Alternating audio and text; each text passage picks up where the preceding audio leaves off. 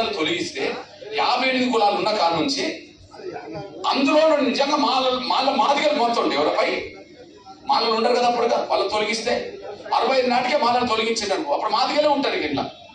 అప్పుడు మాదిగలు ఈ అన్ని కులాల అవకాశాలు దోసుకునే కాడు ఉంటే అప్పుడు వీళ్ళ జనాభా కంటే మించి పొందిన వాళ్ళు అవుతారు. ఎవరి ఈ 57 కులాల జనాభా కంటే మించి పొందిన వాళ్ళు అవుతారు. మించి పొందిన వాళ్ళు అయినప్పుడు అప్పుడు డిమాండ్ కరెక్ట్ అవుతుంది. ఏది 15 ఏళ్ళు వాళ్ళు తిన్నారు కదా అందరిది. మరి వాళ్ళని తొలగించినాక జనాభా కంటే మించి మీరు పొందుతున్నారు కదా. మీ జనాభా 5% అవుతే మీ జనాభా 10 అయితే మీరు 12-13 తీసుకున్నారు కదా.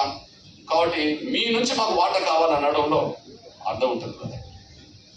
కానీ నేను పుట్టక ముందు మాల్ని డెవలప్ అయినరు. రామచంద్రరాజు కమిషన్ ఏం చెప్పింది? మరి రామచంద్రరాజు కమిషన్ 15% రిజర్వేషన్లో ఓకే,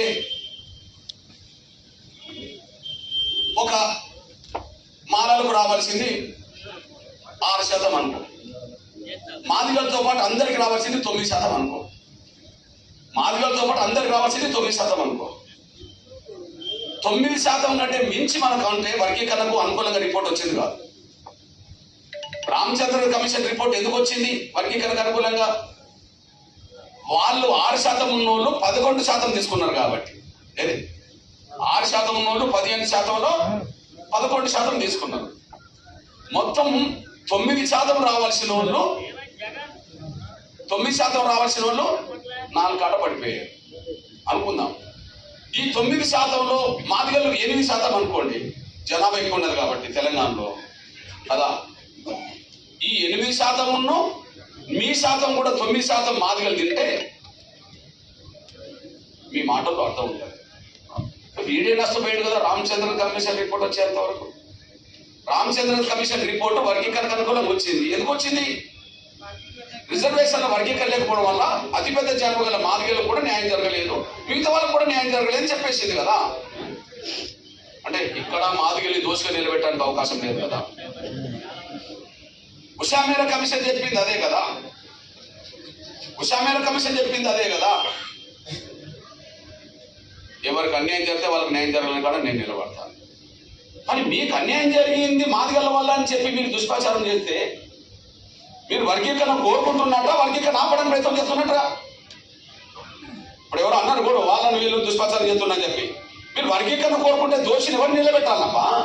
అడ్డుపడ్డోని నిలబెట్టాలా. మీరు అడ్డుపడ్డోని టార్గెట్ చేస్తలేరు. అడ్డుపడే మాలని టార్గెట్ మీ ఇంటర్వ్యూ చూస్తున్నా, నేను ఈ సోషల్ మీడియా ప్రచారం చూస్తున్నా, మీ దుష్ప్రచారం చూస్తున్నా. ప్లీజ్ అన్నీ ఉన్నాయి. Please Baba okay. అందరి దోచుకున్న వర్గాన్ని పక్కకు పెట్టి అందరూ బాగుపడాలని వర్గీకరణ కోరుతుంటే, అందరిని దోచుకున్న వర్గాన్ని పక్కకు పెట్టి అందరికి న్యాయం జరగాలని చెప్పి నేను పోవడం చేస్తుంటే మాదిగలు మీ వాట తినాలనుకుంటున్నా. నేను తినండి ఇస్తానా? మాలలు అందరి వాట తిన్నారు. నేను అందరి కోసం అడుగుతున్నాను. అందరి కోసం అడుగుతున్న క్రమంలో మాదిగల జనాభా ఎక్కువ ఉంటుంది కాబట్టి నేను జనాభా కూడా అడుగుతా. మీరు ఎక్కడ నష్టపోతారో అక్కడ భర్తీ చేయడానికి నేను ప్రయత్నం చేస్తాను. కానీ మీరు ఇద్దరిని దోసుకుని నిలబెడితే నేను ఇంతకంటే ఎక్కువ చెప్పలేదు. మీరు శాస్త్రీయ దృక్పథం ఆలోచించాలా, మీరు అంబేద్కర్ దృక్పథం ఆలోచించాలి. మీకు అంబేద్కర్ వల్లనే మనకి గౌరవం వచ్చింది, అంబేద్కర్ వల్లనే రిజర్వేషన్లు వచ్చినాయి. అంబేద్కర్ పాలసీ చదువుకోండి, అంబేద్కర్ పాలసీ చదువుకోండి. నేను రాసిన రాజ్యాంగం, నేను రాయలే రాజ్యాంగం, నేను రాయలే కమిషన్ రిపోర్ట్లు, నేను రాయలే రాజ్యాంగం, నేను రాయలే కమిషన్ రిపోర్ట్లు. ఎందుకే పక్కదారి పట్టిస్తారు మన సమాజాన్ని? ఇగో బ్రదర్, ఇది అంబేద్కర్ది ఫస్ట్ వాల్యూ, మీరు చూడండి.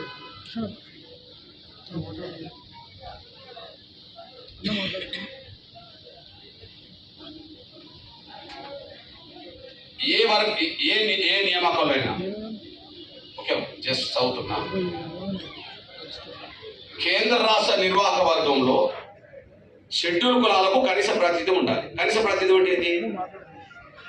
ఏ రాష్ట్రంలో షెడ్యూల్ కులాల జనాభా ఎంతో కంత ప్రాతినిధ్యం ఉండాలనేది. ప్లీజ్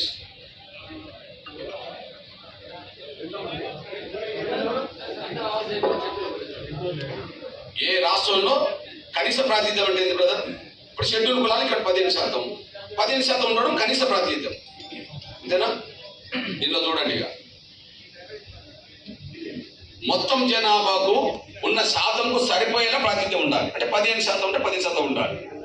అయితే జనాభా ప్రాతిపదికపై వారికి రావాల్సిన దానికంటే ఎక్కువ ప్రాతినిధ్యాన్ని ఏ అల్పసంఖ్యాక వర్గం కోరకూడదు. జనాభా ప్రాతిపదికపై ఏ అల్పసంఖ్యాక వర్గం తన జనాభాకు మించి కోరకూడదు. నంబర్ 1. నంబర్ 2, అయితే ఏ ఇతర అవకాశం కోరకూడదు అన్నది కదా. అయితే అప్పటికే అందరు అవకాశాలు ఎవరైనా దోచుకున్నారు అనుకో, మనం ఇప్పుడు పంచుకునేటికి అందరు అవకాశాలు దోచుకున్నారు అనుకో, అదనంగా పొందిన ప్రాతినిధ్యాన్ని ఎట్లా పంచాలి? ఎట్లా పంచాలి? అధిక సంఖ్యాకుల నుంచి తీసుకున్న అదనపు ప్రాతినిధ్యం అంటే ఏంది? నువ్వు ప్రొఫెసర్. అదనపు ప్రాతినిధ్యం అంటే ఏంది? నువ్వు ప్రొఫెసరు. ఎక్స్ట్రా అంటే మాలల జనాభా 6% అవుతే వాళ్ళు 10% తీసుకోవడం అనేది ఎక్స్ట్రా. మాలల జనాభా 5% అవుతే వాళ్ళు 8% తీసుకోవడం ఎక్స్ట్రా. మాలల జనాభా 7% అవుతే 8% తీసుకోవడం కూడా ఎక్స్ట్రా. అదనపు ప్రాతినిధ్యం కదా. ఆ అదనపు ప్రాతినిధ్యాన్ని ఆర్థిక పరిస్థితి, సాంఘిక హోదా, విద్యాస్థాయి పురోగతి బట్టి పంపకం చేసుకోవాలని చెప్పాడు. అది కూడా చెప్పాడు. మహానుభావుడు రాజ్యాంగం రాయకపోవచ్చు కానీ ఆయన ముందు చూపుతో మాట్లాడాడు. ఇప్పుడు మీరు చెప్పండి, అదనపు ప్రాతినిధ్యం మాలలు తీసుకున్నారా, మాదిగలు తీసుకున్నారా?